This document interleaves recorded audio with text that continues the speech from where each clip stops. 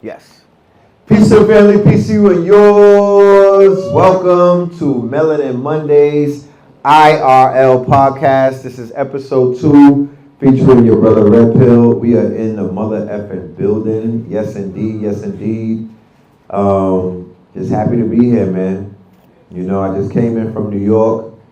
It was a beautiful experience. I have to apologize to New York before I begin. You know what I'm talking about? I've been badmouthing New York for a few years now. Talking crazy about my town and shit. And this was one of the more pleasant visits. And all of my visits are pleasant. You know, we're not saying that my visits were unpleasant.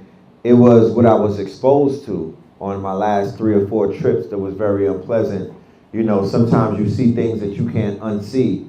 And for anybody who has love for their city and whatnot, you hate going home and seeing your whole city is homeless. You know what I mean? Your whole city is underwater. Your whole city is having mental health issues. Your whole city is upside down. So the shock and awe of what I saw after New York became Gotham City has begun to wear off. And this trip that I just took showed some positive signs of things turning in the right direction. Now, there's something that I was exposed to that I want to talk about, and it's called blended Brooklyn. By show of hands, anybody know what blended Brooklyn is? Blended Brooklyn is we gonna all move to Brooklyn and just get with each other. That's blended Brooklyn. I don't give a fuck if I'm a monk from the mountains of the Himalayas. I'm gonna go find me a thot from the Bronx, and we're gonna walk dogs together. Like, that's blended Brooklyn. Like, you're seeing shit that you never thought that you would see. I'm trying to think, what TV show is this? Like, they making their own rules in Brooklyn, bro. They are literally making their own effing rules. I seen a Hasidic dude at a club on Saturday. That's not supposed to happen. Like, that's their fucking Sabbath, bro. So blended Brooklyn is a new experiment and what the liberals call, you know, the melting pot. So the melting pot has boiled over in Brooklyn, and it was interesting to observe because I'm a big observer. You know what I mean? Like, I literally go to the club just to watch people. You know what I'm talking about? Like, I'm that type of person. Like, I just like to watch because being in Harlem, I was a people watcher because you had to be selling stuff at a table when thousands of people are walking by you. If you wasn't a people person, you couldn't be out there because it would begin to wear down on whatever issues you had. So I learned to watch people. I learned to not only watch them, but to look past what you see as a surface, because I know everybody is walking around with a mask on. You know what I mean? Everybody is walking around with a mask that they want the world to see them portrayed as. But one of the interesting things about quote-unquote Gotham City is you get to see people's public, private, and secret face. They're not hiding that shit. You could stumble upon the train station a certain time at night. Motherfuckers is showing you all of their faces. You dig? And for some people, that's startling. That's mind-blowing. That's like shock and awe. But for some people, it's actually like, you know what? I could respect that. You're not fronting. You're not putting on. Your shit is just out there. You know what I mean? Like, I know who I'm dealing with. And to be honest with you, it's interesting. It's an interesting dichotomy, and it goes back to what I was saying last week, and it's gonna continue to be what I say, that when we watch things from afar, like through these quote-unquote black mirrors or these TV screens or our phone, the fucking matrix is real, because it will have you feeling like and thinking that some places are uninhabitable, non-visitable, wild, dangerous. You be like, yo, Hamas is living over there. Like, them niggas is terrorists. And that's not the case. You know? Imagine, like, I've had 1,000 conversations with people from Chicago, and they can hear the fear in my voice or the concern. And they be like, nah, that shit is TV, bro. Don't even believe that. That's just over there. And I be like, how far is over there? Because 80 people got shot last weekend, bro. What the fuck is over there, my nigga? Like, over there? Like, nigga, that don't affect you? And they're like, nah, that's over there. That's in that area. And as a native New Yorker, when people are so scared of New York and they're like, oh no, shit is crazy. They be on the train eating people. And I'm like, only people that wanted to be eat though. Yeah. Like, they're not just eating random people. People are coming on a train saying, eat me, bro. Don't get it fucked up. Like, this is a two-way street that's in New York. And what we see on the internet, on social media, is not real life. So I went out there in real life, IRL. That's why this is Melanin Mondays, IRL, because yeah, I've been on behind this screen for all of these episodes and whatnot, but ever so often we got to take a break from that and get back into the real world so I can look at people eye to eye and really feel people's energy and really be like, nah, this is what it is versus what it's not. Because the internet and the matrix, people make up their minds how they want to perceive you. People make up their minds how they want to perceive things. And it's not just, and at the end of the day, that's not always what it is. So shout out to New York City. Shout out to Eric Adams, who's about to be up there with Young Thug and them and whatnot. The mayor, yeah, he's about to go to jail. Shout out to all of the people who came out to Nicholas Bookstore. I did an event on Saturday. It was standing room only. Shout out to Kafunya, Hank Risen's son.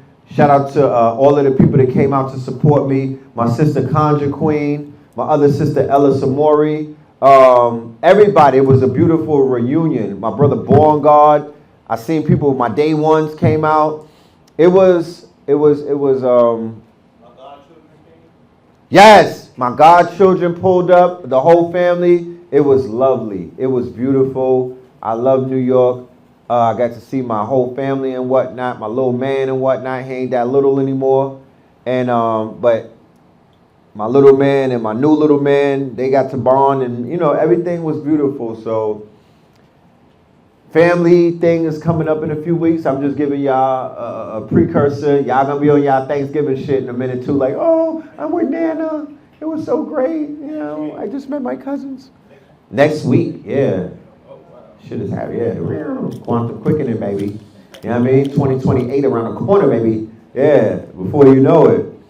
And, New York is definitely keeping the flame lit.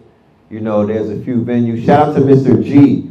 I did an interview on Sunday for a Booster documentary. Don't laugh and don't judge me. But, my people is out there doing documentaries on boosting and whatnot.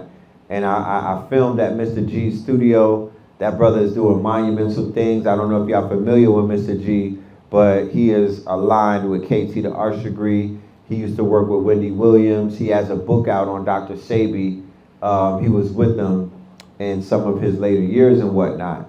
So shout out to Mr. G. We will be doing something at his spot coming up very soon as well. And shout out to Monique Brooklyn, for keeping those doors open. It is important that everybody who has a venue, everybody that has a brick and mortar, open up your doors for the teachers.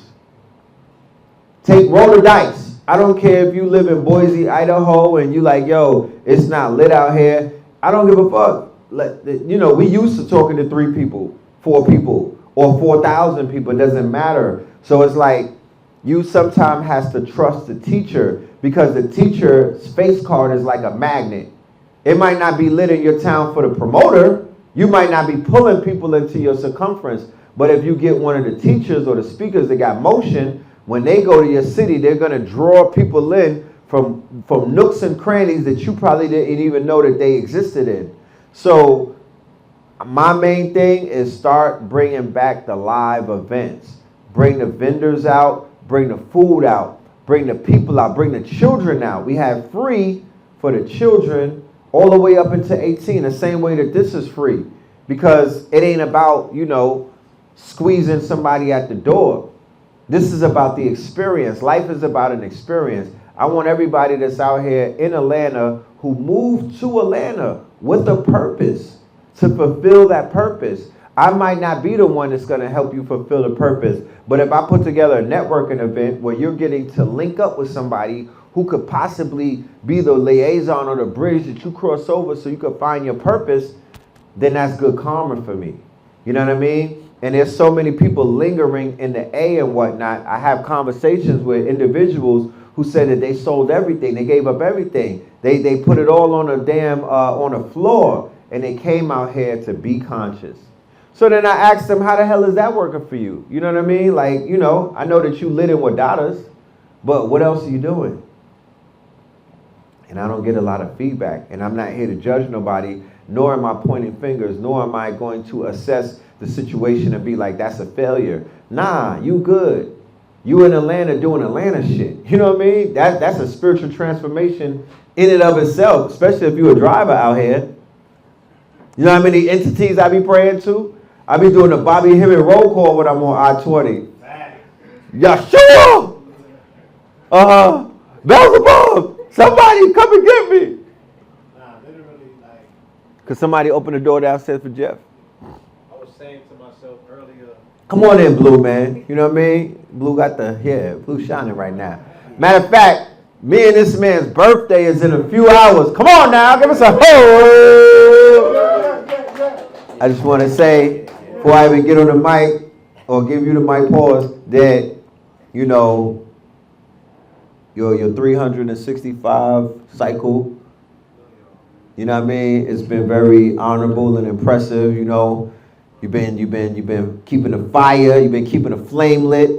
You stepped your bars up too. I don't know how that happened. Maybe it was that all white and shit, but yeah, you've been working, bro. So I just want to let you know I'm very proud of you. You've been making some monumental moves, making history, you know what I'm talking about. Check him out on High Level Conversation. The bruh, he just put up another classic. And yeah, I just gotta let that be known. But go ahead. Yeah. Shout out to our brother A.A. Rashid and Ashraf. It's their born day today as well. Yeah. And I got the shirt on, right? Dark Matter Think Tank. That's this right. Is how it all started. For the history books, before it was called a conscious community, we never used that word a day in our life. It was called the Dark Matter Think Tank. Yes. In the metaphysical underground, right? Moon Production, shout out to Black Dot, Brother Chris. There's a Brother Rich that y'all know that's not the Brother Rich, the brother before Brother Rich, right? And Shabazz, Brother Shabazz. Yes. And I played a very quiet role in that, you know, just putting pieces together and falling back into the shadows. But look what it's manifested into. You know, this is amazing. So the way that I gauge my relationship with Creator, you know what I'm saying? Because some people get up and they'll take a leak and see what their urine look like. Some people will look at their bank account. You know what I'm saying? There's a lot of different things that people can do and look and see where they at. Because when I wake up, I feel like I'm into a new dimension because my dreams be so, you know, like it's a lot be going on in the dream realm. So when I come back here, I'm very thankful. You know what I'm saying? Because I hear a lot of stories about people that are just not waking up.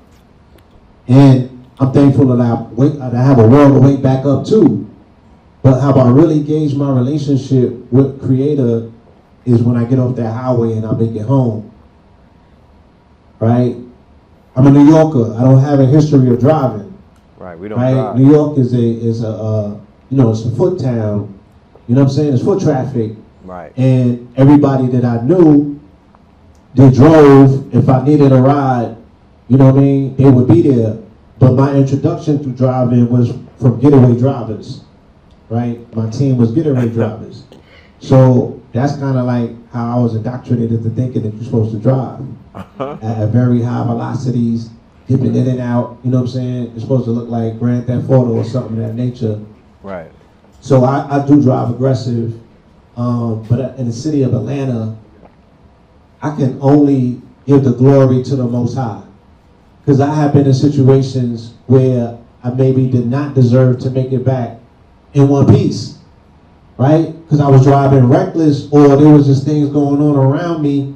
And being on the highway is where you realize that you're not in control necessarily, but you have to have a spiritual relationship with any and everything around you, because for some odd reason, I don't know if I got a magnet in my pocket, but a car will come from all the way over there and swing through lanes just to jump in front of me with no signal on, and it'd be like a test. It feel like Donkey Kong when they throw the barrels. You feel me?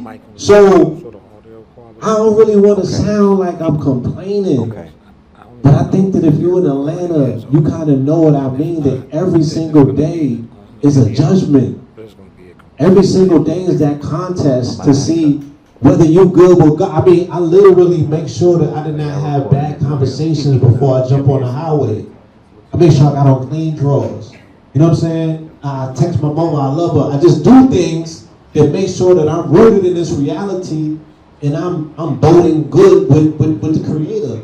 Because when you get on that highway, and it's not even, when you get on the streets in Atlanta, it's not even a highway. Word. I don't know what these people be on. Crack. You feel me? Fentanyl. But, yeah, fentanyl, I don't know what it is, but Casamigo. Atlanta roads is a toss-up. It's a gamble with your life. Every time that you're on that road for some reason. So I be gauging when I get home, I give thanks, and I be like, I must be good with God, because it be so many situations in just one clip. Word. That you like, I'm good. I got to be good. Look what I just made it through. From Tarjay back to the crib. They try to clip me 4 times. Right. And I weaved on them. So I'm like, shit, I'm just gonna keep weaving. You know what I mean? But yeah, I mean, something as small as that, like every single day, I really do be on my gratitude shit when I'm, especially like I'm gonna leave here and I'm gonna hit 85 and somebody's gonna have an accident on the side of the road. I can even tell you where, because it always be the same place. Always. Right? And I remember, like, I've been in Atlanta since 96. So I remember these places have historically always been the places where accidents have happened. Word. You know what I mean? I know about friends that I've lost out here on these roads, haphazardly, and things of that nature. So the road is real, but I think that the road is a real euphemism for life. You know what I'm saying? Like when we grew up in Brooklyn, in the community, they would say, you going out in the road, right? The Caribbean parents would tell their children that, right. You know, watch yourself out there in the road. And that, you know, everything was the road. Because where they come from, you feel me? You walk in the same place where the buggies and the cars and everything is driving on the left-hand side type shit. So, yeah, you got to be very careful and mindful and just, you know, like consecrated in your own sense of being as to what your relationship is around you, the things that you don't control, but you are dependent on them doing what they're supposed to do so you can do what you're supposed to do. And I think that, yeah, like the deepest lesson in life is driving on the highway, because it kind of like, it's a micro to this macro world that we live in. You know, the experience that you're going to have on your journey, you're having that micro experience every time on that highway. You feel me? So I just wanted to point that out, because Atlanta be having me in my prayer bag. You know, that's from the Pope. All right. Yeah, man. So yeah, I suspect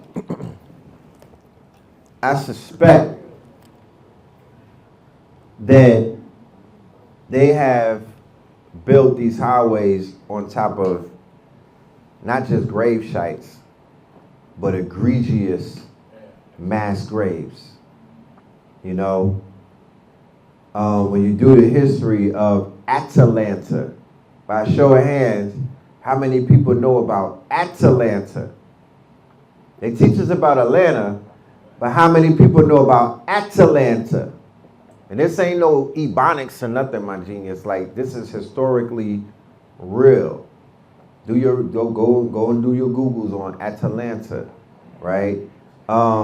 This was the site, Georgia, not Atlanta, Georgia. The Blue Mountains. How many people been to the Blue Mountains? Right.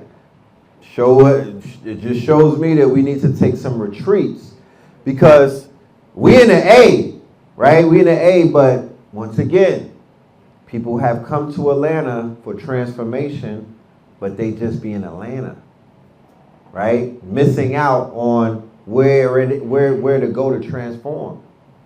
There's 3 mystical places in Georgia that you should visit the first week you get out here to charge up. The first one is the Etowah Mounds. It's It's right up, what's that, 75 or 85? It's in Cartersville. The Etowah Mounds, right? It's 3 mounds that is aligned with the 3 Giza pyramids, right? How did they know that? How did they do that? Right? It's on the same grid. It's lined up perfectly the same way the Serpent Mound is lined up perfectly.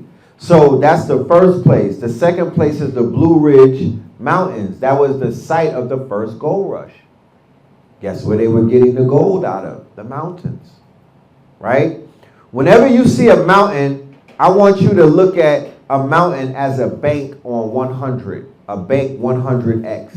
You know how they got finesse 2 times? Well, when you see a mountain, see Bank of America 2 times. Times 2 times. Times 2 times. Because it's inside of the mountains that they extract all of the resources.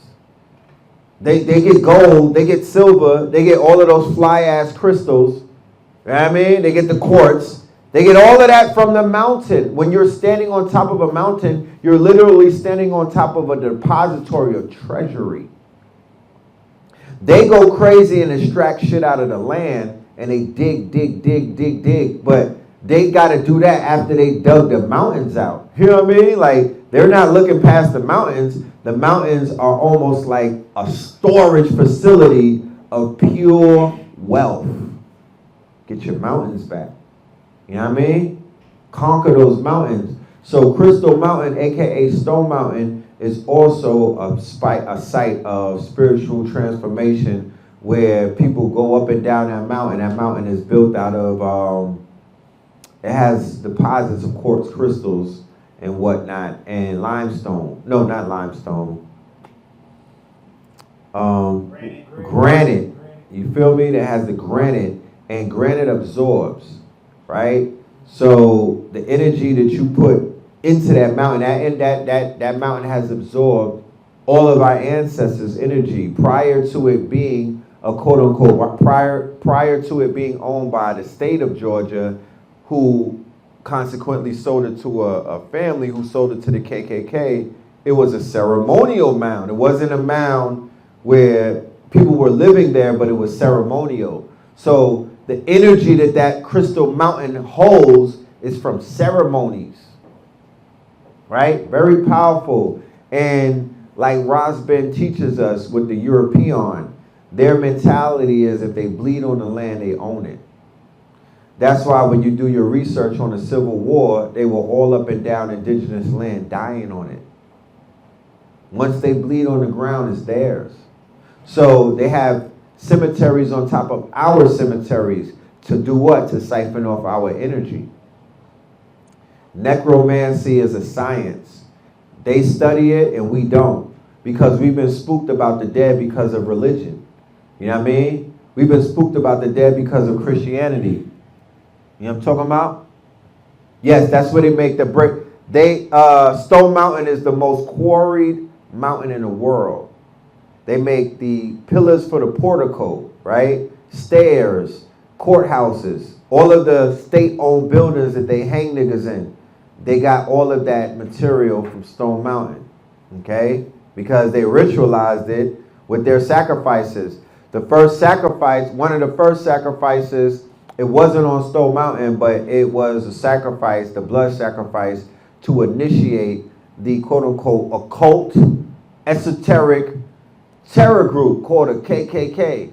And they lynched a man named Leo Frank in 1915. And as a result of that lynching, the ADL was created. Leo Frank was a Jewish businessman who was accused of murdering a young European girl, 15 years old, by the name of Mary Flager and whatnot. And they also tried to frame a brother. So this was one of the biggest, this was the O.J. Simpson trial of that era. That was the O.J. Simpson trial of that era, and a brother was involved in it, and the Jewish community basically was like, just hang him. Like, you're not gonna hang him, you know what I mean? Like, not Leo.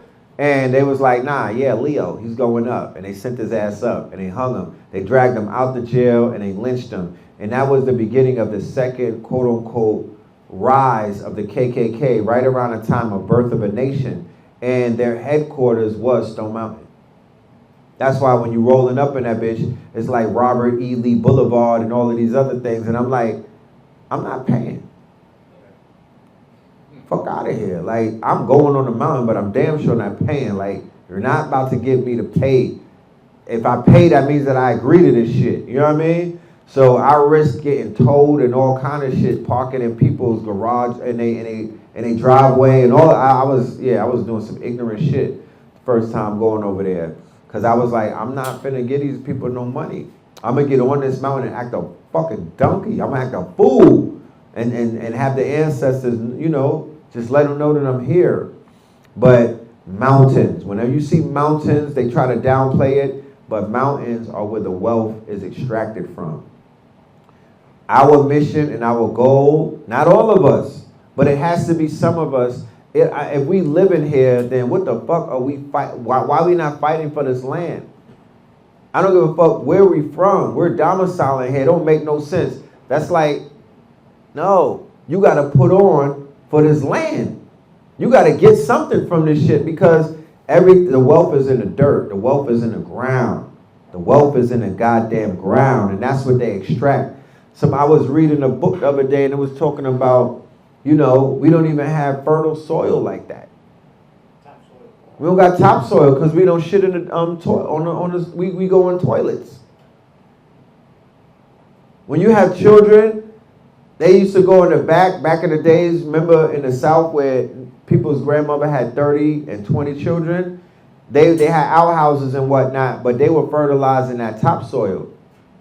You feel me? By urinating and defecating on the soil. Because that's how that shit stays lit. You know what I mean? I got exposed to, I was in Chicago, Blue was with me. I never smelled fertilizer in the hood. I didn't even know what the shit smelled like. I thought that white people was getting drunk and throwing up. I'm like, damn, that's some heavy ass vomit smell in the air. And they was like, nah, that's fertilizer.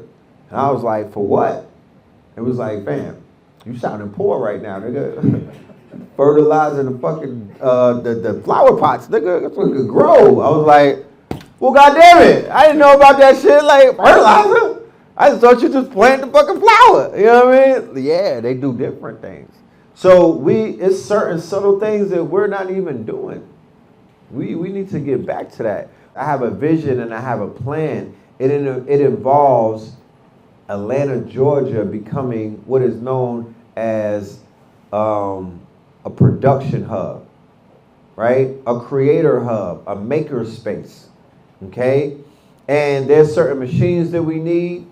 You dig what I'm saying? There are certain machines, those machines that we need, all of that is on this table right here. But when I got to New York, I actually saw it in motion.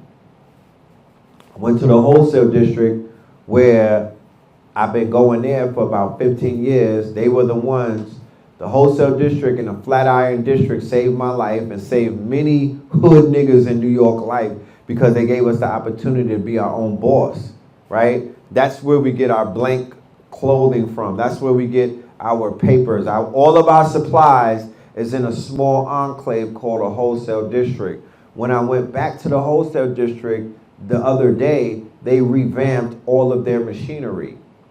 So gone is the old school machine, the machinery that they were using. Now they have $50, $60, and $70,000 machines called DTF, direct to film, and DTG, direct to garment.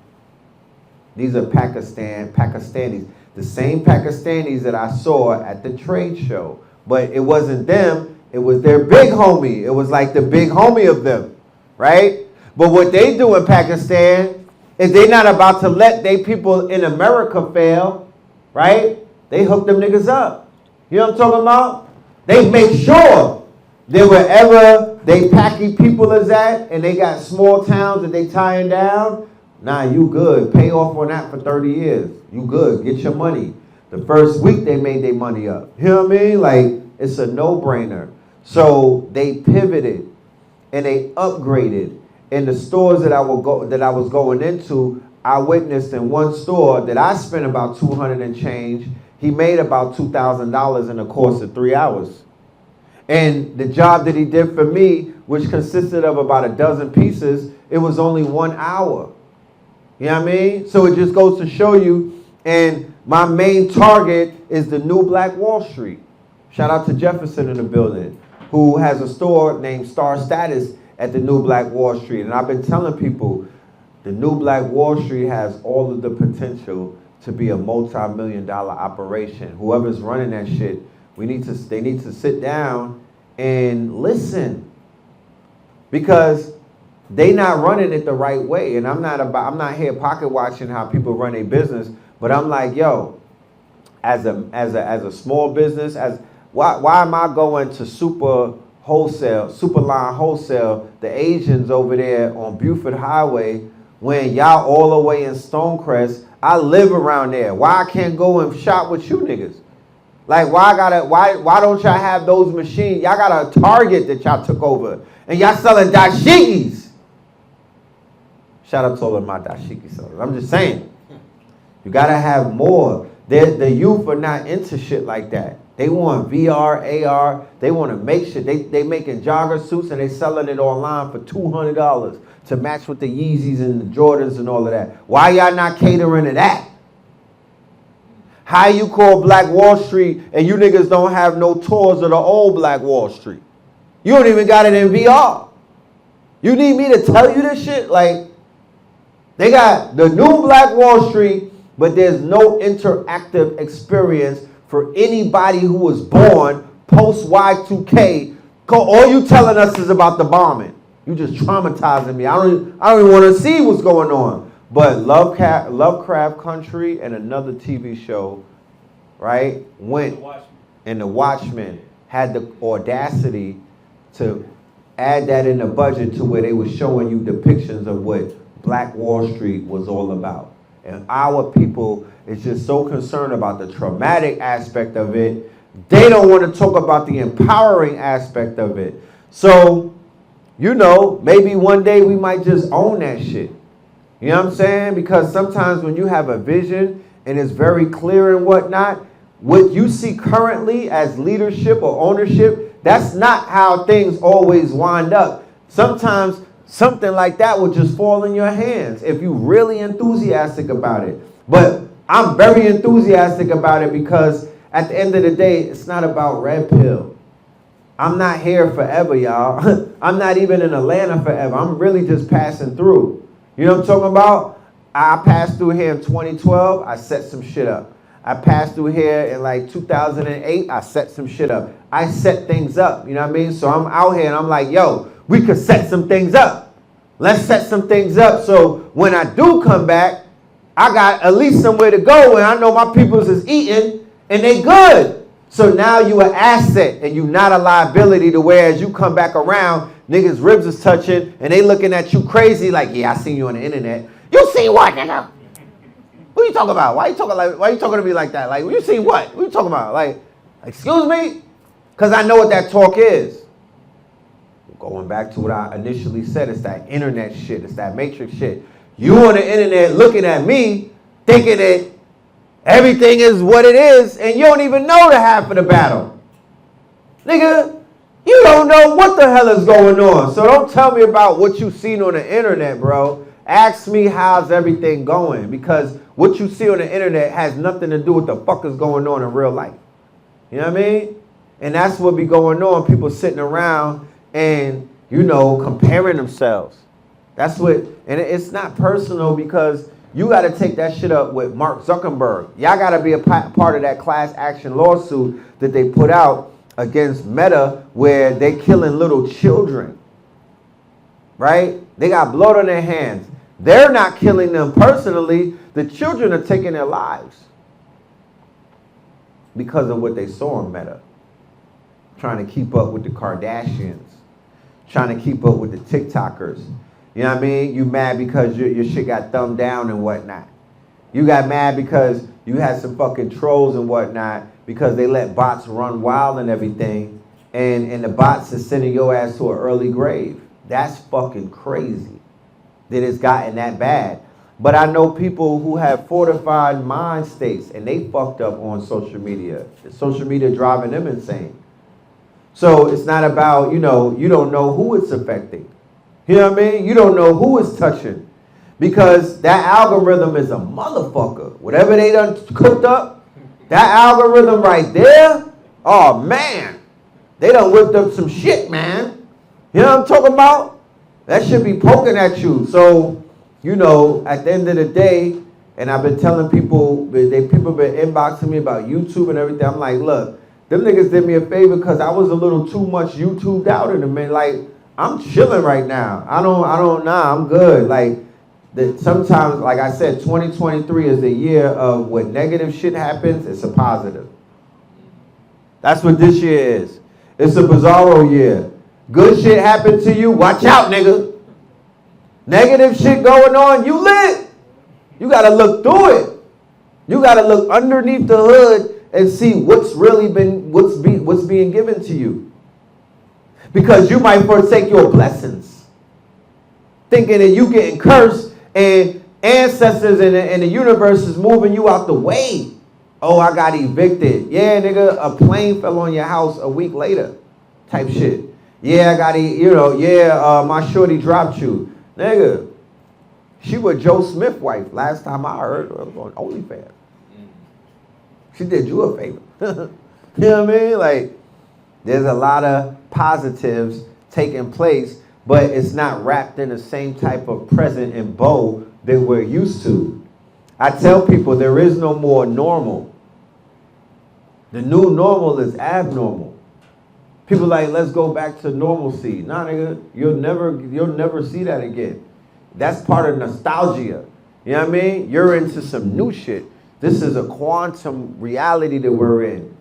Things are upside down, backwards, topsy-turvy. It's just weird like that. You know what I mean? That's why conversations like this and communication on a weekly and a bi-weekly basis is almost tantamount at this, because you could get lost in the sauce. You could be unplugged and whatnot, and you don't know what the hell is going on. And people could be telling you just anything about anything. So you got to stay focused. You got to keep your head on swivel. You got to remain, in your purpose. Do not get swayed by these fake ass trinkets that they dangling in front of us. Clout. They took the money out the game. They was like, nah, fuck that. These niggas is going out for clout. You know what I mean? Likes, follows, comments. Like, are you serious? And it goes back to what I was saying before, that these apps are made for teenagers. So we have to act accordingly. Because last time I checked, none of us are fucking teenagers. We have teenager children. But TikTok in the store says made for teens. Instagram says made for teens. YouTube, why do you think elders, niggas' grandmothers, right, is on the gram looking for a gazing eye? You know what I mean? This having vernacular of a child. Why are you talking like a child? You're a whole great grandmama. What are you doing? So it's the interfacing with the algorithm that's conforming to people, and it's making people compromise who they really are, their proper persona. Some people are even embarrassed to be themselves. I don't know why. I know that this world that we're living in right now, it rewards people who are brave enough to be themselves. So what is social media telling you? That you got to look like somebody, that you got to do things like people, that you got to wear what the new thing is. You know what I'm saying? I still got my skinny jeans on. Fuck that. Niggas is wearing bell bottoms. I ain't with it. I'm fighting the power. Still got my skinny jeans on. Because they just telling you what to wear, when to wear it, where to buy it. And I'm like, that's too much control. On Saturday, my lecture was entitled Conscious Economics, right? And the premise behind conscious economics, I did a 2-hour, 3-hour dissertation about this industry that we belong to and we're not capitalizing on. You know what I mean? This whole economy that is shifted immensely in the past 10 years into what is known as the woke marketplace. But then we also have conscious economics to go beyond the woke marketplace. Eco-friendly, people are into everything eco-friendly. The buyers are reading the labels now. I be in the supermarket, motherfuckers be in the aisle holding up traffic, reading labels. I'm like, damn, this is different. You know what I mean?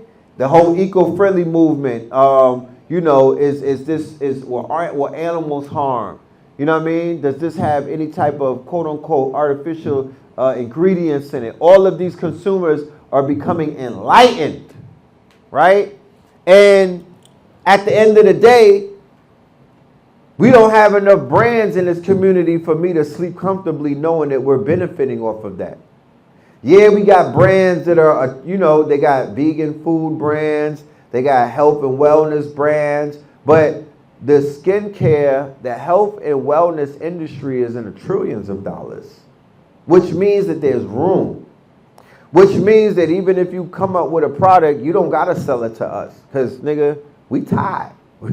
We tapped out. There's a whole world out there, though, because what made Coca-Cola think that they could sell you some fucking vegan products? What made Bill Gates think he could sell you niggas a burger? But he did it. He had the Beyond Burger thing. He did the impossible with the burgers, right? So he is not of our demographics, but he targeted us, right?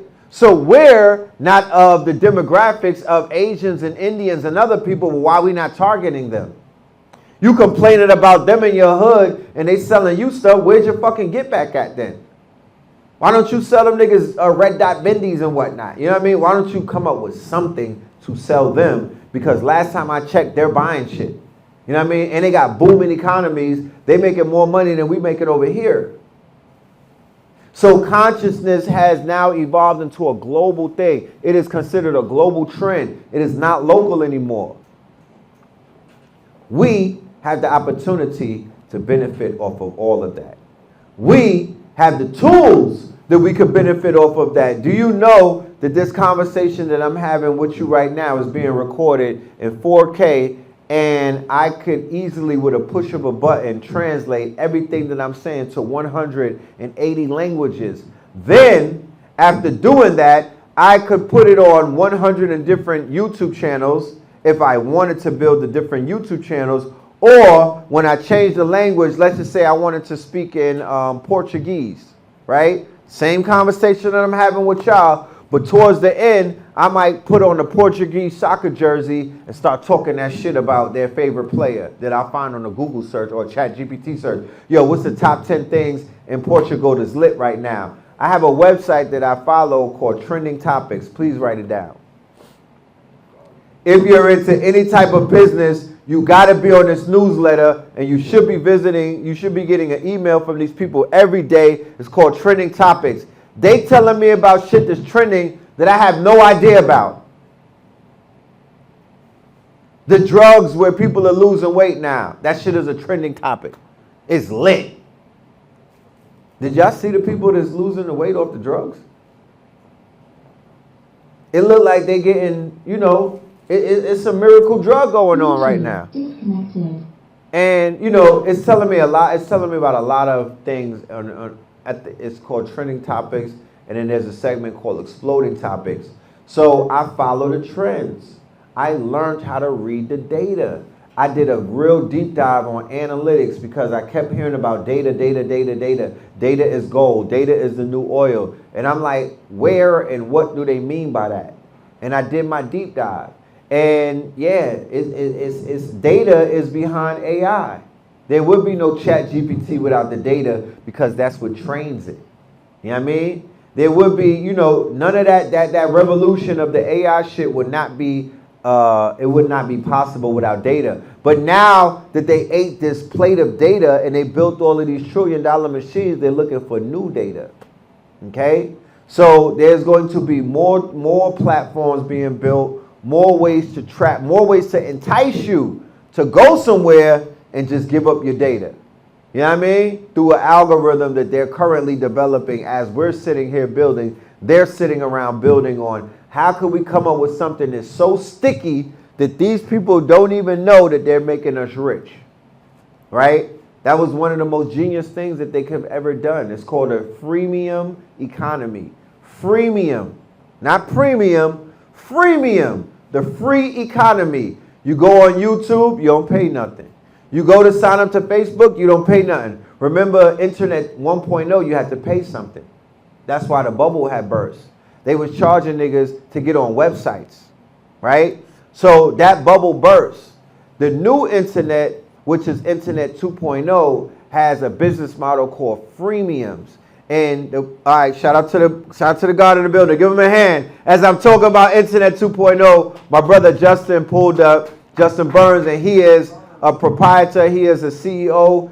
This brother is a legend when it comes to the quote-unquote digital space, right? He has a platform called Maestro for all of my educators out there. I might even have him come up during a break and drop some bars, right? So the thing about this new 2.0 advantage that we all have, and I promise you, I'm painting the picture so we can all see ourselves in whatever seat that we need to be in, right? You now have the opportunity to utilize all of these tools that are for free, right? To build up your own freemium platform, right? So what they did was they created these platforms that it was free for you to sign up. Thousands and then millions of people sign up to YouTube, Facebook, all of these platforms. They bought up Instagram, y'all ran over there. They bought up WhatsApp, y'all ran over there. Then they started doing a business model called ad revenue, ad share revenue. Took everything, they monetized a business model that didn't have a fucking monetization model. So when they figured out that they're gonna sell ads and everything, that's when everything changed. Because now the advertisers are willing to pay the millions of dollars to learn about your behaviors. Right? Is she up past 12? What is she into? What does she like to eat? Because everything that you into, you Googling it. Everything that you into, you on the web. If you're on a website for 8 hours, my nigga, that's what you're into. You know what I'm talking about? So now they getting ad money on one hand, then they selling your data on the other hand. Henceforth, why if you Google the top trillionaire companies, all of them are freemiums. You see that? So once again, in business, sometimes you got to give something to do what? Get something. Case in point with these businesses that I was telling you about when I go to these trade shows, they're not selling me nothing. They're not soliciting me for anything. They're giving me shit. Here, take this. Bags of clothes. You know what I mean? Free drinks. I got a whole goddamn cabinet full with all kind of sweets and everything. But when I get a sweet tooth. And it was free from these people because they want to do business with me. They want to open up accounts with me. Racism, I don't know what that means. Like I tell people before, I thrive in what is known as the law of opposites. Whenever you put me in a place where you think that I'm not supposed to be, I thrive there. But when you put me around people that I'm supposed to be around, I don't thrive there. It's too many alikes. Motherfuckers is in competition. Put me around old white fogies, my nigga. They got billions and millions. Not no broke old white people. Put me around old white business people. I have a way with them. Real talk. Because they're into niggas with intellect. You know what I'm talking about? They could size you up in 5 minutes just based off of your conversation. And I know what to say because I'm a researcher. So just regular conversations. You know what I mean? And I don't have to conform. I don't have to change myself. They like that. They're like, oh, this nigga is not code switching. He ain't turning his baritone down or nothing. He ain't take his shit off. What do? You know what I mean? I do everything. What do? You know what I'm saying? I give them what they, you know what I mean? I entertain their conversations, but the relationships that I'm able to build with these people, it's not personal. Because I don't want no personal relationship with none of them. It's business. They hitting me for Zoom meetings. They sending me emails. They want my business. And you know why they want my business? Because I told them that I represent you. Yeah, I use y'all niggas as leverage. They was like, what do you do? I said, I represent thousands of businesses in Black Atlanta. I make sure to say Black Atlanta. Them niggas get hyped. They get on their tippy toes because they know who we are. We consumers like a motherfucker. We are the top consumers around the world. We are I'm here to make us prosumers, right? Producers and consumers. Consumers is not a bad word. You gotta consume shit. Like, don't let them shame you because you buy things. You buy things because you need them. And then you buy excess shit that you just think you need. But we are gonna pivot to be prosumers. So we don't gotta buy the stuff we need, we could make it. You feel me? Like when I started making clothes, I immediately lost the urge to buy clothes because I just started throwing on my clothes or my peers. You know? I was like, it don't make sense to go into these people's stores and shop with them and support them no more. I'm gonna wear something that somebody else that I know did. So when people say, oh, that's some fly shit, I could be like, well, go ahead and follow that person and go support them. Go and look like me. You know what I mean? You know, go and buy that. And that's what we need to do a lot more of. Last Wednesday, I had a meeting in one of the oldest Black-owned banks. Well, it's a 60-year-old bank. Right there downtown, right by the courts, right around the corner from here. What the fuck am I talking about? Walking distance. Called Unity Bank. Anybody ever heard of Unity Bank? Yeah. I walked in there. You would think that Patti LaBelle was pulling up, man, because it was some old black folks in there, bro. You know what I'm talking about? Like, it needed us in there. They need us. They have institutions out here. I had a long meeting with them. I'm having another one on Wednesday, and they were sharing with me some very interesting things. Like, they have some of the things that we need. They could get us a loan. They could get us some commercial real estate. They could make some things happen. We got to start having these conversations with people who have quote unquote assets and not liabilities, because you don't know what doors will open up for us. It's not necessarily going to be the meeting with the people at the vegan spot. The law of opposites, because a lot of them didn't get their funding from vegan niggas. You know what I mean? So sometimes we got to go where we're least expected to be, and that's where the quote unquote treasures and the riches are. You got to get out your comfort zone. You got to challenge yourself. You got to be in places where you get butterflies in your stomach. But then you have to push past that fear, because on the other side of that is the pot of gold. You feel me? If it was always easy, we will all be hitting licks every day. It's not what this shit is. It is like a video game. It's a challenge. But once you're able to get past that challenge, once you're able to quote unquote conquer that level, you will reap the rewards. It's not going to be easy. You may get bruised. You may get dirty. You may get knocked on your two back pockets.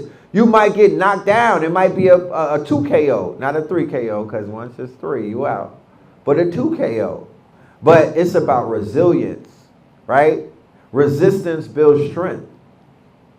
We not being resistant enough as a community, as a network. I don't see it. We being resistance against shit we fighting ourselves. That's we falling on our own swords. We not being the right kind of resistance though. You feel me? We not being the right kind of resistance. We got to really push back. So what I'm about to do, we've been chopping it up for a minute now. I'm about to take a break. We're about to do a little 10-minute break so we can stretch our legs. We got vendors in the building. Blue got the good food in the building. I know some of y'all, I don't want it to get too late because I know people don't eat real late out here and whatnot. So I want you to nourish yourself. For the family that's online, I also want you to nourish yourself. Make yourselves more comfortable. We're going to do Q&A from the chat. Quick reminder, the birthday is tomorrow. Niggas accepting Cash App, Zelle, and everything. Food stamps, EBT. You know what I'm talking about? I even take marbles. Yeah, we even take marbles. So We're going to take a quick break, and we will be back for the second half of Melanin Mondays, Love and Light to the Family, you dig? And we got some new music that we're going to premiere too, something that I did with our good brother Cambada this week, and also some new Blue Pillar. So with that being said, give yourselves a round of applause, all right? And we will be back at the break. Peace. It's important that Melanin Mondays remains a platform that highlights those amongst us in our network who are shining their lights and whatnot, whose melanin is popping, you know what I mean, who's doing what needs to be done, who is, quote unquote, standing on the front line, serving our people with powerful products. And there's nobody else that makes me more proud of what they do out here when it comes to being consistent, you know, being out at all of the events, holding it down, staying with some drips, staying with some new designs and whatnot. Let's give a round of applause and a show of support to my good brother Jefferson from Athletics, y'all. Athletics in the building real quick and let y'all know who he is and what he does and what he has to offer. Come and sit right here, young man. Yo, what's up, what's up? Peace, what's up peace. Out there in the Know the Ledge world, KTL Media, of course. I'm Jefferson from Athletics, and what I have is the world's first brand to merge black history and sports apparel, or the world's first conscious sportswear brand. Basically, we took our ancestors and we wanted to celebrate them like my yacht, like Marcus Garvey, like the Black Panthers. We turned them into sports logos and sports teams so we could celebrate them the same way you would celebrate any NFL or NBA team. Of course, those teams are owned by people that don't look like us. That's right. So we just wanted to put a uniform out there, something to identify your tribe with, and also, you know, honor the ancestors at the same time. So I have a store in New Black Wall Street called Star Status. Where Enemy is in there as well, where I have crystal jewelry, handmade crystals, tiger's eye, sage, zodiac boxes, and all kind of stuff like that. So come check us out, New Black Wall Street Market. Appreciate you, King. Yes, yes. Appreciate you. Yeah. What's the website? Athletics.com, right? AFR-LETICS. For all of the family around the world, make sure y'all come and shop with Athletics. Go and get your bubbles. It's getting cold out there. Get your sweatsuits, get your jerseys, and all that. Next up, to the floor, to the stage. I want to introduce y'all to a pioneer, right? A trendsetter. Somebody who is doing something that a lot of people are not doing. And when we have somebody in our community who we identify as a trendsetter, right, as somebody who is a pioneer, we have to really stand on that. And we have to make this man known in all of our circles and whatnot so we could possibly be beneficial of what this man has to offer, because pioneers come with opportunities, right? Pioneers always come with opportunities. Imagine if y'all knew Jeff Bezos when he had hair and things like that, you know what I mean? And he's like, yo, this fucking book shit I'm selling, like, yo. So, I'm gonna go ahead and I'm gonna open up the floor to my good brother, Noshan, all right? This brother is he's creating sneakers. He's creating high-level luxury apparel and whatnot. He is definitely a trailblazer, a trendsetter. You know, he makes it look good and whatnot. And he's about to teach Red Pill how to tie a Ashcroft. A what? Ashcroft. Yeah, shit about your chains. About to start wearing the Ashcroft. That's right. You know I'm getting money. I'm wearing the Ashcroft. Yeah. So without any further ado, I'm gonna bring your sneaker if you can. I want to bring, because I want to show the family that's out there, y'all might have never met a man who made sneakers, the same way that you may have never met a man like the good brother Jefferson who owns a clothing line and whatnot. So it's time to learn who these people are and to see these people, because when we could see it, we could be it. So without any further ado, I'm introducing to you my good brother, No Sean. Peace!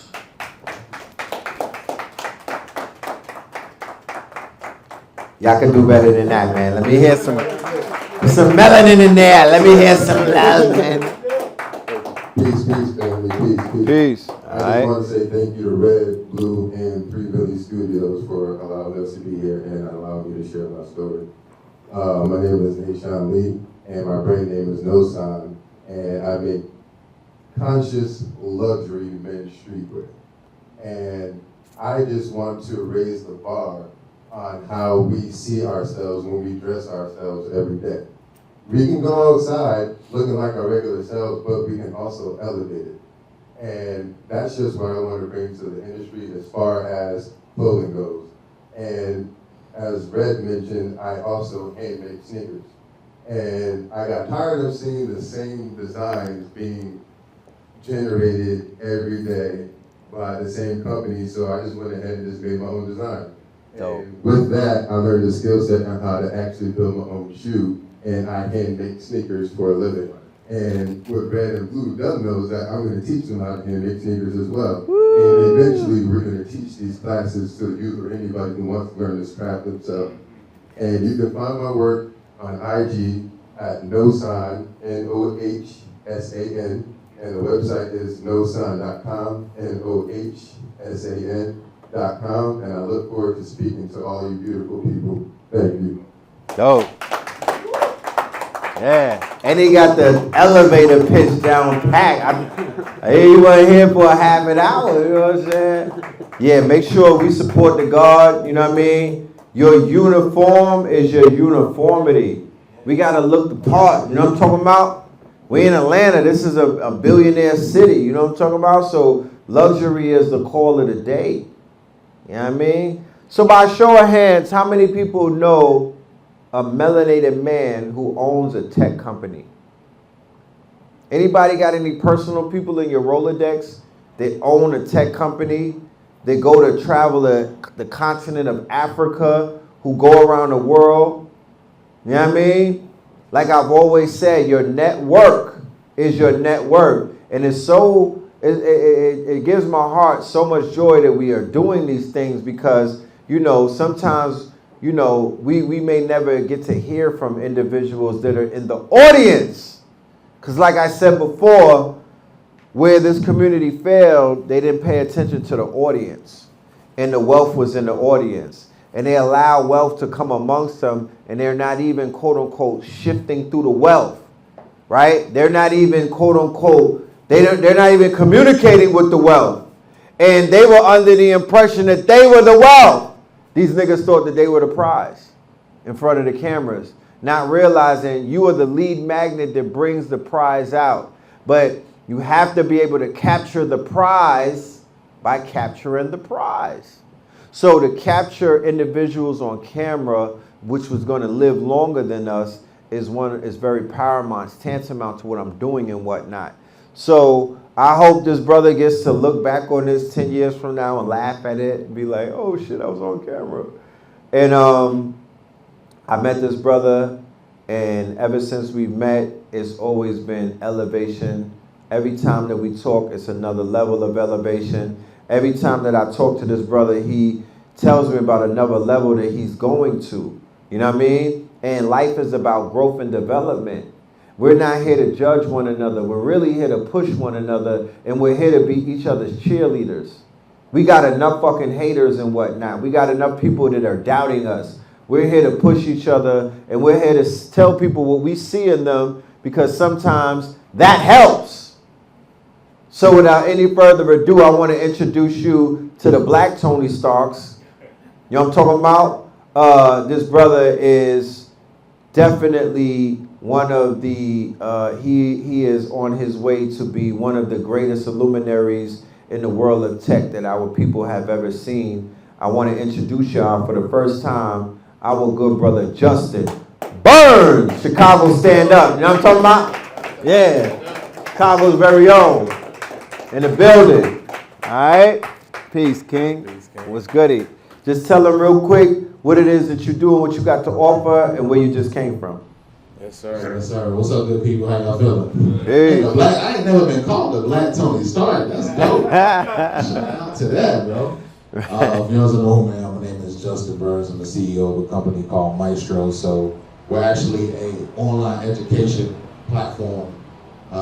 We have customers in pretty much every country you can think of. I had back in 2008, I used to sell cell phones, right? Like, we all did them jobs, right?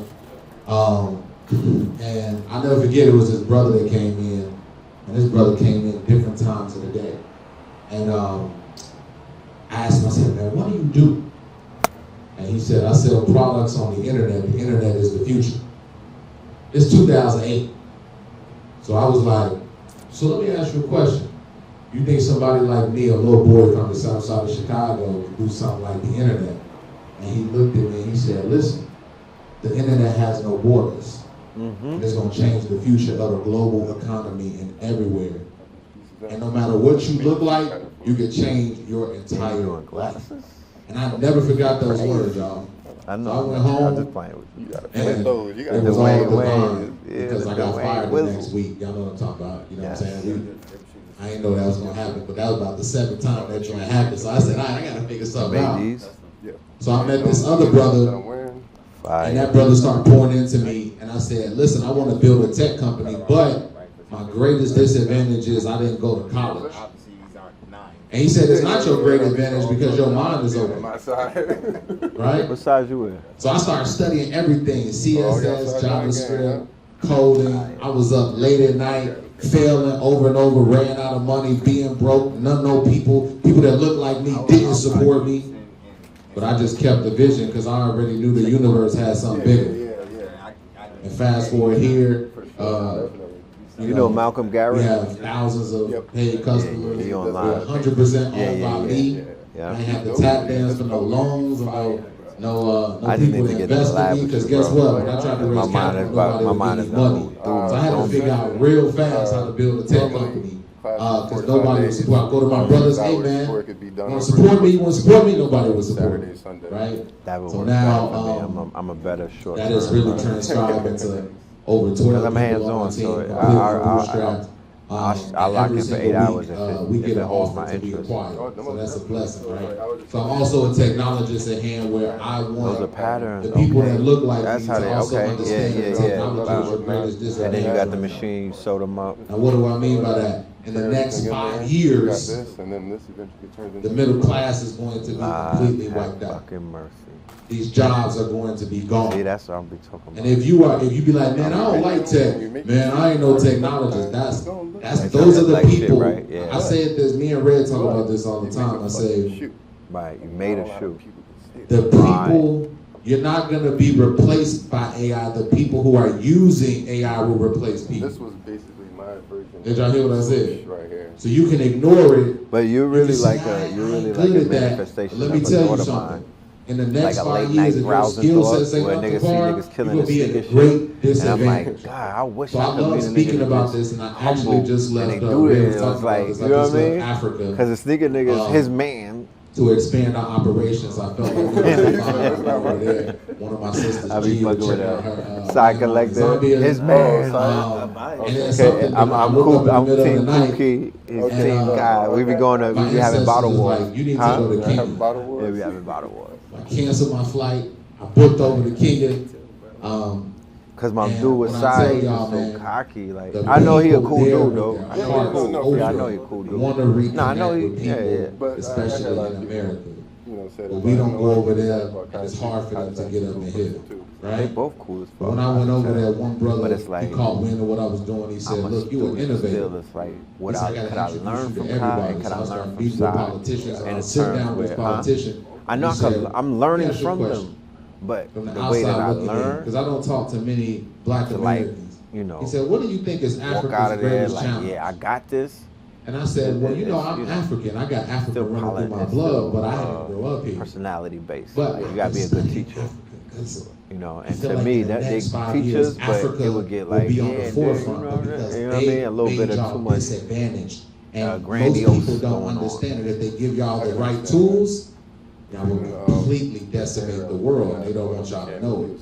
I said, there's two disadvantages if y'all get this, and we can connect them, this it'll change the global economy. Number one, peer-to-peer education. Never made it. He never wore them He's shit. like, what do you mean? I said, all of that shucking and jiving and people coming into the country and taking the resources and people saying, you know what? And for the nigga to Let me remind give them y'all, that, let me help y'all you about trade to more time for go. dollars. That's not gonna get y'all anywhere. Because now we're in the knowledge economy. Would y'all agree? Right. So if they learn skill sets and we learn skill sets, like even basic skill sets of how to do Canva or how to create our own clothing brand, or like what Blue and Red, the knowledge they be dropping. Can y'all imagine if we was trading that and selling that amongst each other? It would completely globalize the economy. Well, let me know. Number two is technology. Technology Like I platforms said, I that are seen some owned by shit in New York us. this That weekend. one I had manufactured. The people that look like us, so we can sell on each other's platform. Right? And you should have seen this brother's head. His head was like, I never heard nobody articulate it like that. And I said, well, let's start then. He was like, well, how we gonna start? And I said, here's what I'm gonna do. It makes sense, yeah. I'm gonna go back to ATL. So clothing And I'll come back patterns, over if here I and had build a, with if I had a y'all in link 6 for all of months. that, you got those or you need those? Because most Like people clothing scared to patterns. come build with Work y'all. with that? Pattern. But I ain't scared of nothing. Patterns. Right. I could use 1,000 sneakers. So as soon as I landed back in Atlanta, I had 5, 6 people blow me up. Okay. Hey, I got an office space for you. Opportunity I gotta favors ask the just so bold. I can know. Because I got an I'm office what for I'm you. doing Come here. now. I'm gonna give you Me some and money Jeff, to we've been come here and collecting a lot of build. the And so we're mock-ups. gonna go over there. Then I'm gonna go to the and 3D. actually teach I see the them 3D how and to I'm gonna sell buy it. It's just like peer-to-peer sometimes education. I'll be high So, and I'm they be like, excited you for gotta the use future, this but I program and appreciate that. it. And I'll be like, I'll get back to that shit. Yeah. I'll I'll be like, I'll get back to that when I'm sober. Every time I want to nerd out That and shit talk about fucking up AI, the Zaza's y'all know, like, leaving I seen me that trying to new read all of Android this where, shit. It could be a lot. it's coming But out next week. One of my what I boys know is that the will work lead developer. They're from Apple. is Y'all know, what I know y'all will cell work phones is gonna like be old tech in it's like like a 3 to school 5 setting. years. You know what I mean? Like a setting where niggas But get that's up the and first just one. link up. It's like That's 5 what or 6 making of them coming with competitors. Got your coat? So yeah, Yes, so you y'all do. know y'all cell phone like actually holding You cell gonna tag phone us in when your you- hand. you gonna- In about 3 years, throw it's it? gonna be Okay. old technology. It's gonna be Looking like out for you. if you was trying Alright, to hold peace the and old love. brick Nokia joint. Y'all remember Yeah, the old so I think Nokias like a school or the flip setting, razors a with the workshop 3 setting. megapixel joint It's camera. conducive, you know what I mean? All of that's gonna be old like tech. now Everything we is just- gonna be it's ran through almost your like- vitals and through like your when I was in entire Harlem, nervous system. before I Everything made my they're first creating shirt, is called I went to nervous the system fucking shop technology 12 through times. AI. And everything Like is your gonna be man that was based on just you, and making you the might sneakers, think but you're ain't not gonna make be the adapted sneakers. to it. It's coming. Like I was watching Because it. you're gonna have to do it. You're I gonna be was like, all the touching the technology fucking is gonna thing. be I was old. rubbing it like how. So I tell people, man, I we know, live in but one of the I greatest was times scared to in get in the history, water. and I want I people didn't. I that got look in the like water, me but I ain't swim really yet. get So the this day I stuff. hit the Go hit home, machine and I absorb pulled that yourself in bitch it, off and I get took the shirt up. knowledge, It was and once don't that happened, be it wasn't left all that behind. shit went out the window. Alright? Right. I appreciate So y'all. Love once y'all. we Much love to y'all. do the workshop. Okay. Yes, start. I got it. Rude boy, give him another hand, y'all. Come on now. Justin has a lot of insight, you know, into this world of technology. It's important that y'all see somebody who owns a tech company. So even if you're out there in quote unquote YouTube land, or not really YouTube land, Patreon land, and you know, we are visual people. We learn by seeing other people do shit. So when we see somebody who says, yeah, I'm a CEO and I own things and I, you know what I mean? That's the impetus to say, I'm going to be able to do the same thing. So definitely shout out to my good brother. We're going to be doing some things moving into the near future. Look out for that. We will keep you informed and whatnot. So, you know, it's just here. You know what I mean? The future is here. People are doing what they said that they would do, what they came here to do. They have businesses, they have companies, they have brands, they have services. They are legit literally part of a whole economy. We're past speculation. We're in principal action right now. So that's why it is important that we network more. Even for the family that's out there that's in my Patreon, I don't know what nobody does. I don't know your skills, I don't know your gifts, and I don't know your talents. You're probably like, what the hell do you need to know that for? You never asked us. Well, it's important that we get to know what it is that you have to offer. It's important that we get to know what it is that you do, because we have people that we could connect you with, right? That's what the networking is about. I would never know what you have to offer if you never offer it to me. So that's what I am, this 4-week course and everything moving forward is really going to be founded in the network aspect. You know what I mean? It's time to find out. It's time to data mine the network, right? Data mine the network to see who is who and what is what while we build this machine, because this machine definitely needs building.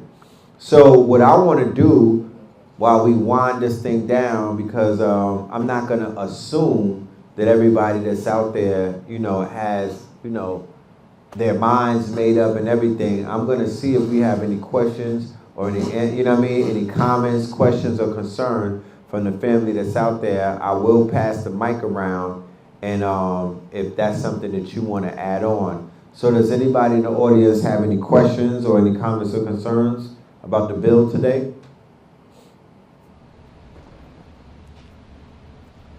Can you talk more about the nervous system?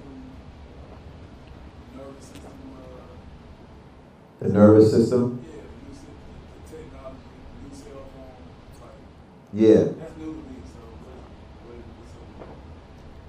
Well, is that something Justin talked about? yeah. Okay, where's Justin at? Do me a favor and get Justin for me. What I do know about the nervous system and the AI is that I just had a meeting the same day that I had the meeting at the bank. He was asking about the nervous system and the AI. The same meeting that I had, the same day that he was asking some questions. I'll let you answer it in a minute. I had a meeting with a proprietor, a business owner who has something like a Fitbit, right? And he showed me on his phone that he was having REM dreams the night before. Blew me the fuck away. I said, damn, my nigga, you know that you was having REM dreams? You got that data? And he was like, yeah. He was like, not only do I have the data of my dream state, I got the data of my heart rate. I got the data of my blood flow.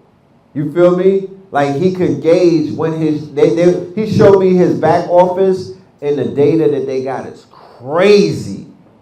Crazy. He was like, yo, I could show jumps in my glucose. I could show all kind of shit right off of a little thing around his wrist, reading everything. So he was like, yeah, we went up Stone Mountain and whatnot, and he was able to gauge his heart rate, and also not just his heart rate. It was able to tell him what kind of medicine or what kind of herbs or what kind of treatment he needs. So we're talking about the AI and biotech. The marriage of that is here, and is projected to be $1 trillion industry. It's going to start with the Fitbit, but it's going a lot more intrusive to whereas they're going to be able to tell you some shit that you're going to want to know. Because people will be like, I'm good, and I'm like, you good, but you don't know what they got to offer. Shit, wait till you find out. Yeah, so I'm going to let Justin build about that real quick. Come through. You want to add on too, right? Okay. Yeah, so what was the question, bro? Come sit right here, please. You mentioned about the cell phone being basically obsolete Yeah. in a few years, and then Oh, humane AI? like a nervous system that was basically going to be a new technology. Yeah. And it's new to me, so I was just asking if you could Elaborate on that. And then I guess how we position ourselves to take advantage and not get left behind. Yeah, that's a good question, bro. So as Red was saying, you have a lot of biotech that's about to merge with AI. Meaning that there's a lot of industries right now that's about to be crazy disruptive. Yep. And I think a lot of this old money and old school people who's been in power for a really long time, they don't really know what's coming. They kind of know, but they really don't. Like I also own an AI content company as well, outside of Maestro, and I meet a lot of these tech guys, and every single week I have a meeting with, I call them pioneers of this industry. And when I tell you, man, my mind be blown. Like, Word. sometimes I'll be like, when is this? And I'm not talking, some people, they be, with tech, it used to be like, just like when it was like a millionaire, people tell you it take 10 years to be a millionaire. That's also cap.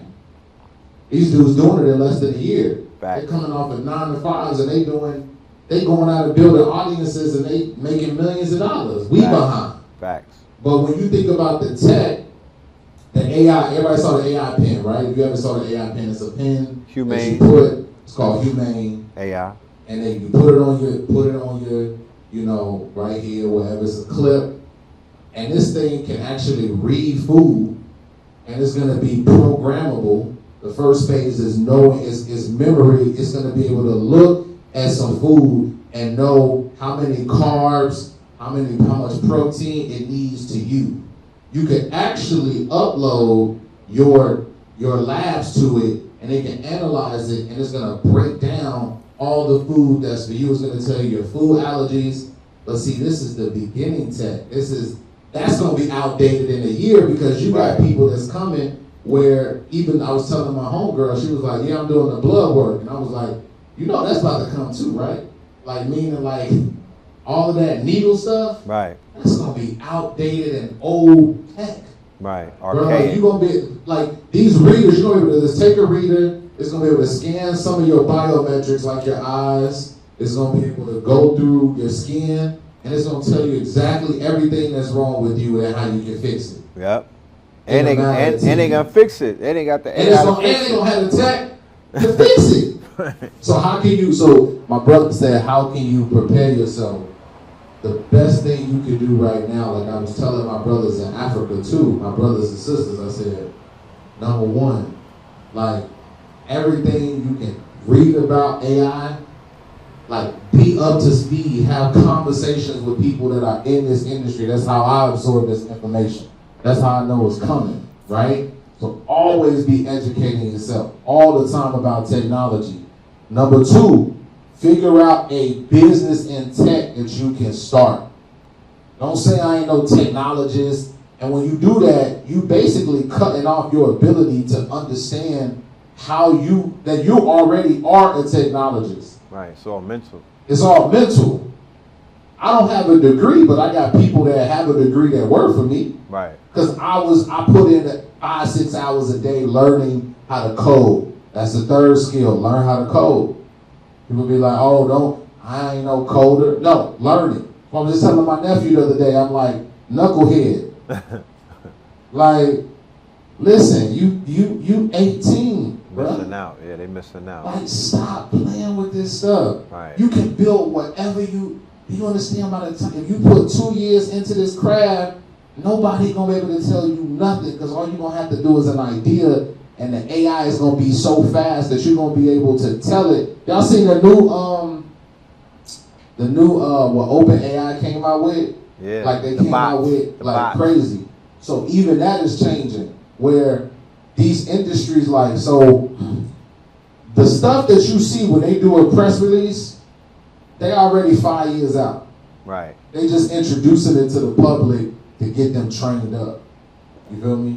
So like, like managing your calendar, text, y'all know text message. This is old technology, looking at a text message and having to scroll. Right. In a minute, AI is going to be able to, you're going to say, summarize my text messages, read it to me, extract all the data, put together an email based on my voice, put it on my calendar, send it to my mother as well, in my voice, because it's going to be trained on your voice, and then also send the doctor an email as well. You can do that in one sentence. One. And it'll take care of all of it. You might say, man, it's going to do all that? Absolutely. No typing. no typing, No handwork. no handwork. And that technology exists, so you just gave $1 trillion business idea, but I know. Frank, like Blue, and I'm gonna let Blue go so he could, because he be dropping crazy game. But this is what I say, and kind of wrapping up, right? Man, learn this stuff. It's actually fun. Like, I be telling all my guys, like, bro, it's actually crazy fun when you really get past the basics. And the basis is on YouTube University. I mean, you know how much game is on YouTube where these dudes be breaking down how to do AI and I learned how to build my first AI company a year ago on YouTube. And then I went to other people. The second level, how you speed yourself up, man, go pay somebody who's in tech for a couple hours of their time. That'll take about 5 years off of your headspace. Not just YouTube. So let me tell y'all my secret hack. My secret hack is I pay people what their time is worth. I learn the basics. Then I go find somebody who's in there and I be like, let me ask you a hypothetical question. If I were to just spend a couple hours with you, don't say pick your brain. Pick your brain is actually a very disrespectful thing to somebody who's successful. And I don't want you to pick my brain. Right. Know how that sound, bro? Like, I don't want you to pick my brain. Listen, I want to pay for your time. And what I want to do is, I want to see how I can help you and how I can elevate myself in this game. People go, what? Nobody asked them type of questions. I've gotten 10 people of high levels, and some of them don't even, they be like, bro, I just appreciate the way you came at me. Right. You ain't want to pick my brain. You ain't want to do all this stuff. You want to waste my time. And when I pay them, the people I do pay, they got the game, and it takes 5 years off of, it shaves 5 years off of my experience and my education. I'm about to pay 2 people right now who showed me something. Let me say this real quick, Ray. There was one dude, he hit me up, he said, Jay, man, I heard you speaking at this conference, right? I had just came from this technology conference. He was like, I want to show you something that's going to be game changing to you. But it's in the marketing space, because I'm in the marketing space, right? So I was like, all right, you know, everybody be telling me that, but let me see what you got. But now I'm kind of open, because I'm like, man, these dudes coming with some crazy tech. This white dude, he was like, watch this. We get on Zoom, and he speaks to this thing that he's built. And he says, listen, I want a website. It has a logo that looks like this. He's speaking it. Black background with a web page like this. And I wanted to do X, Y, and Z. He shut up, and the whole website was built in less than like 5 minutes. The whole thing. Dang. Like, that's the type of stuff that's already here. Like, they even say, they be like, man, this is old tech. Like, can you imagine the next year? This stuff about to speed up by a year, like 1 year, 1 calendar year. People say, oh, I got years. No, you don't have time. Right. Because when you look up, you're going to blink, it's gone. The tech is going to be gone. It's going to be upgraded. So that's what I do, and I appreciate Red, man, for having me here. You know what I'm saying? Y'all can follow me, CEO Justin Burns on Instagram. I'm about to release a lot of content because I really want my people to really be educated and be ready, because one of the things the universe put on my heart is they're like, your people, they're not ready. They're not ready, and they're gonna be decimated by what is coming if they do not start building together. That's the last point. We need to build together. Like, I ain't trying to hoard this information. I ain't trying to build. There's so many technology companies. I want people that look like me to start a tech company. Whatever industry you in, like my guy with the shoes, he should be building tech around his shoes. There should be some tech attached to that. Whatever industry you in, I think my guy, I forgot what it was, I met him, he does business credit. He should be doing he should be building a tech company around business credit. So right. It's easy, because you got a lot of these experts. It's easy to start an expert business. Anybody can become an expert overnight. But what would be your, as my guy Warren Buffett say, what's your moat? What's your differentiation? If I was to get in any industry, I would build tech around whatever that industry is. So Just want to lay that down. You feel me? Yes. Thank you. Appreciate y'all. All right. Appreciate you. Come on now, get that man a hand, man. Thank you, Justin. I appreciate you, King. We got Blue with some bars. Thank you. Please give it up for Justin. I can only add on, you know, to what he offered. Again, appreciation. Let's give it up. He gave $1 million every game. You feel me?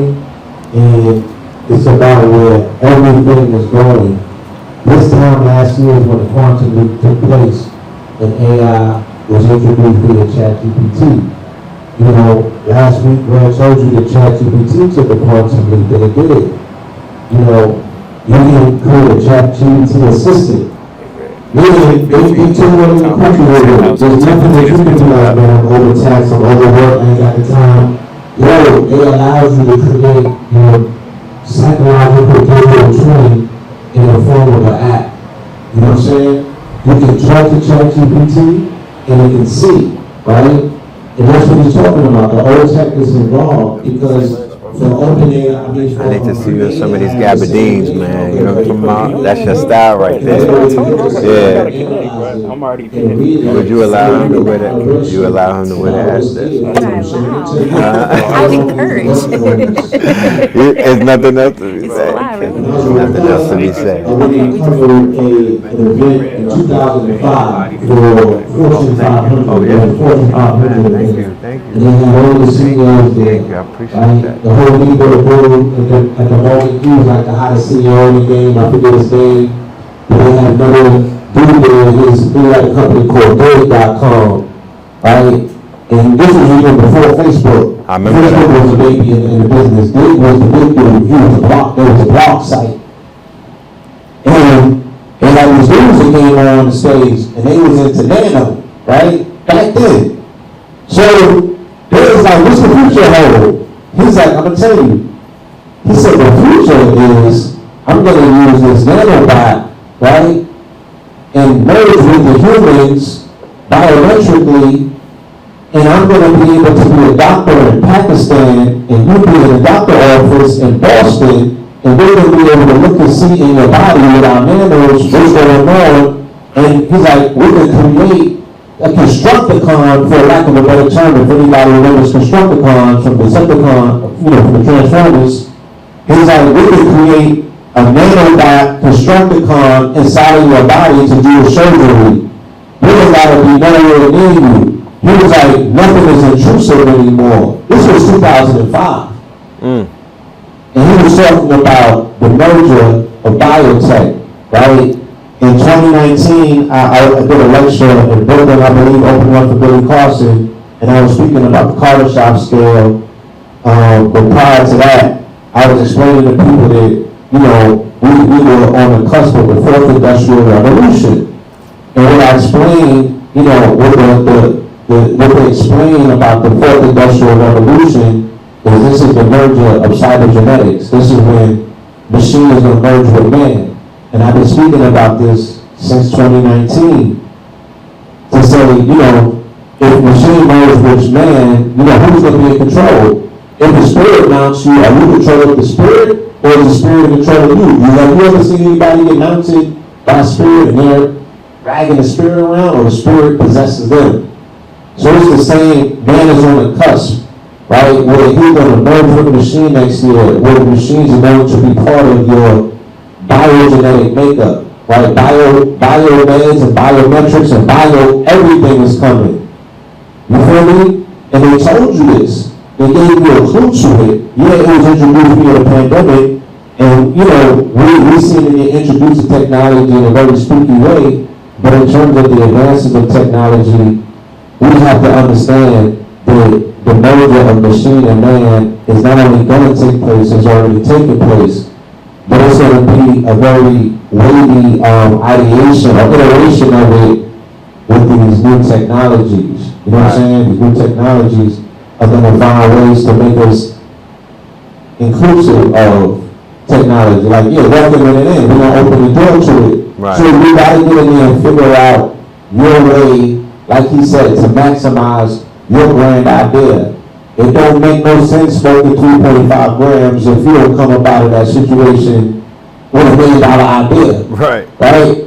Who's the one who spoke aloud and you have $1 billion ideas that you just like dissipate into the air? Now is the time to capture all of them and put them in the bottle because your wildest dreams can be manifested with this technology. Facts. And it's going to take those type of dreams, the shit that you think is too far out. Facts.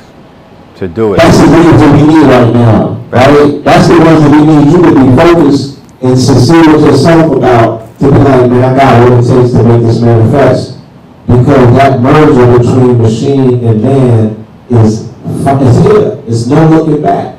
And like he said, by this time next year, we're going to be 5 or 6 years removed from where we're at right now. And it's going to happen so quick. While people is, concerned what's going on in jail or whatever else is going on online, you know what I mean? The world is taking quantum leaps.